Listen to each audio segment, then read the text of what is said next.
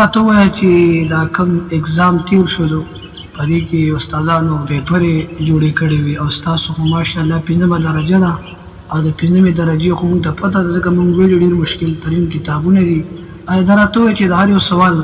خو مزېدار خوندور جوابونه دي لیکلي پرچې یې څنګه حالات سره کړي بس پرچه حل کولی شو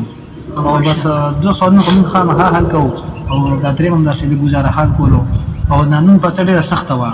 نن د څه پرچه وه؟ نبي پرچه وه او ډېره سخته پرچه یې راوستې وه. بالکل دا خو عربي اشعار دي که نه؟ عربي اشعار دي او بالکل ډېره سخته پرچه وه. موږ بالکل دې کې خو دا مصنفینو دومره ماشاءالله داسې الفاظ راوړي داسې جملې چې هغه بغیر د مطالعې بغیر د سټډي نه او پرچې د تیاري کول هغه نه حل کېږي. ډېر سخت الفاظ اکثر په لغاتو کتابونو کې هغه نه میلاوي. دا راته وایي چې اوس د چوټیانو باره کې د خپله خوشحالۍ څه احساس کوئ؟ موږ ډېر خوشحاله یو ځکه چې بس ډېر موده پس چوټیانې شو. د کال نه کال چې څنګه سبق شروع شوی دی اوسه پورې چوټیانې نه دي شوي او دا اول ځل دی چې د مدرسې چوټیانې کېږي. یو خو د اختر هغه چوټیانې د غټ اختر هغه خو بیا هم بس سړی کې کارونه مارونه کوي مصروف وي او اوس خو بالکل داسې دی چې بس خو د خوشحالۍ مقام دی چکر مکر ته تلو او اوس موږ مصروف شوي یو دوکان هغه شوی دی بیا هم بس انشاءالله کوشش به کوو چکر مکر پکې وو. او تاسو مطلب چکر اراده کړې ده چېرته؟ دا کوشش کوو چې دا چوټیانې موږ ښې تېرې کړو دې کې د والدینو خدمت وکړو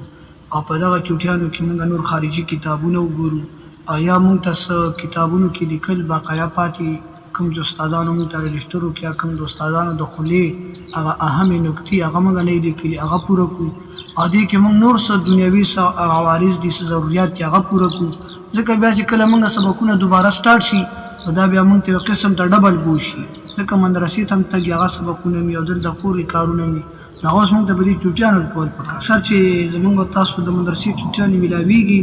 نو استادان زموږ چې کوم دي همدغه نصیحتونه موږ ته کوي چې ګوره تاسو د مدرسې ماحول کې پاتې شوي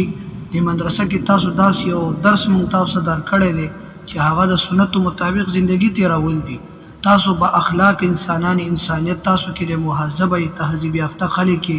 نو چې کله هم چوټیانې شي تاسو خپله معاشرې ته کلي ته لاړ شئ نو تاسو د خلکو سره داسې په روپ او داسې طور طریقې سره میلاویږئ داسې اخلاق استعمالوئ چې نور د عوام ملګري دی د ستاسو نه سبق واخلي تاسو نه عزت عوامو څنګه چې زندگی تیروي هغه شان زندگی بیا تیرو.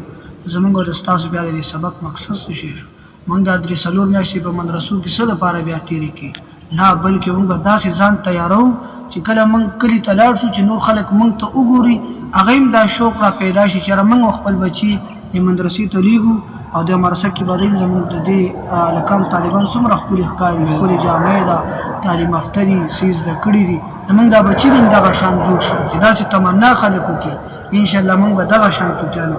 تېرو.